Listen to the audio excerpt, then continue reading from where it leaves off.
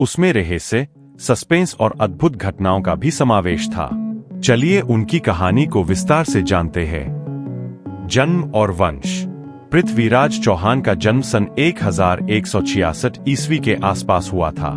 वे चौहान वंश के शासक थे और दिल्ली व अजमेर के राजा बने। उनके पिता सोमेश्वर चौहान और माता कर्पूर देवी थीं। बचपन से ही उनमें अद्भुत साहस और बुद्धिमत्ता दिखती थी।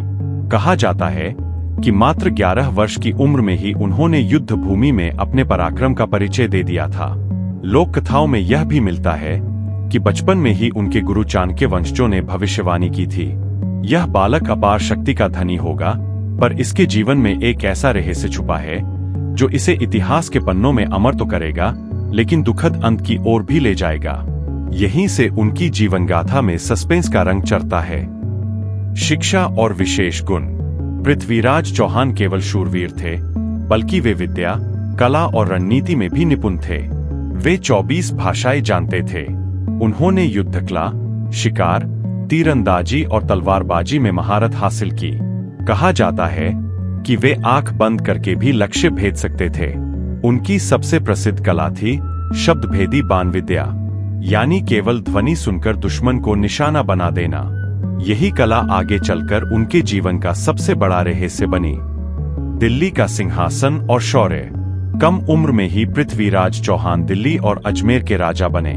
उन्होंने अपनी वीरता से पड़ोसी राज्यों को परास्त किया और एक विशाल साम्राज्य की स्थापना की। उनके शासनकाल में दिल्ली में न्याय की गूंज थी, गरीबों और ब्राह्मणों की रक्षा होती थी, मंदिरों में धर्म और संस्कृति का प्रकाश फैला था। उनका नाम सुनते ही दुश्मनों के दिल कांप उठते थे। संयोगिता और प्रेम कथा। पृथ्वीराज चौहान के जीवन का सबसे चर्चित और रहस्यमयी अध्याय है राजकुमारी संयोगिता के साथ उनका प्रेम।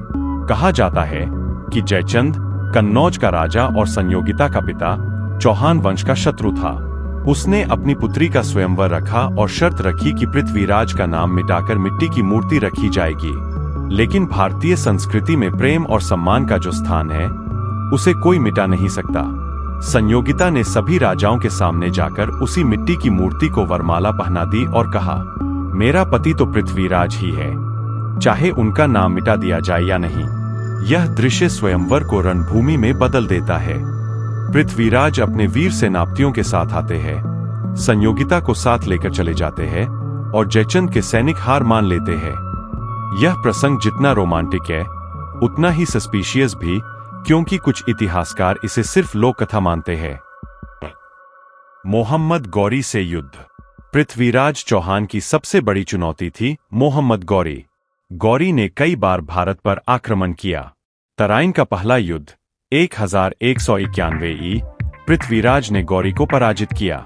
इतिहास कहता है कि गौरी घायल होकर भागा और पृथ्वीराज ने उसे जीवित छोड़ दिया। यहाँ से उनके जीवन का सबसे बड़ा रहस्य और गलती जुड़ी। क्या यह क्षमा वीरता थी या राजनीतिक भूल? इस प्रश्न का उत्तर आज तक स्पष्ट नहीं है। तराइन का दूसरा युद्ध 1192 ई गौरी ने चालाकी और गद्दारी से पृथ्वीराज को हरा दिया। जयचंद और कुछ राजाओं की दगाबाजी ने चौहान साम्राज्य को तोड़ दिया। कैद और शब्दभेदी बाण का रहस्य। गौरी ने पृथ्वीराज को बंदी बना लिया। कहा जाता है कि उसने उनकी आंखें फोड़ दी ताकि यह वीर कभी युद्ध न कर सके। लेकिन यहाँ पर आता है उनकी जिंदगी का सबसे बड़ा सस्पिशियस प्रसंग। गौरी ने पृथ्वीराज से कहा, अब बताओ चौहान, तुम्हारी वह शब्दभेदी कला किस काम की? तब उनके कवि और मित्र चंद बरदाई ने एक दोहा सुनाया, 4 बांस 24 गज, अंगुल अष्ट प्रमाण, ता ऊपर सुल्तान है, चूके मत चौहान। पृथ्वीराज ने केवल ध्वनि सुनकर शब्दभेदी बाण चलाया और गौरी को वहीं मार गिराया। कुछ इतिहासकार इसे सत्य मानते हैं, कुछ इसे लोक कथा कहते हैं, लेकिन इस घटना ने उन्हें भारतीय संस्कृति के अनकहे रहस्य और अमर शौर्य का प्रतीक बना दिया। भारतीय संस्कृति का प्रतीक। पृथ्वीराज चौहान केवल एक योद्धा नहीं थे, वे भारतीय संस्कृति की 3 महान विशेषताओं को दर्शाते हैं। 1 धर्म रक्षा, मंदिरों और आस्थाओं की सुरक्षा। 2 वीरता और शौर्य, रणभूमि में कभी पीछे न हटना।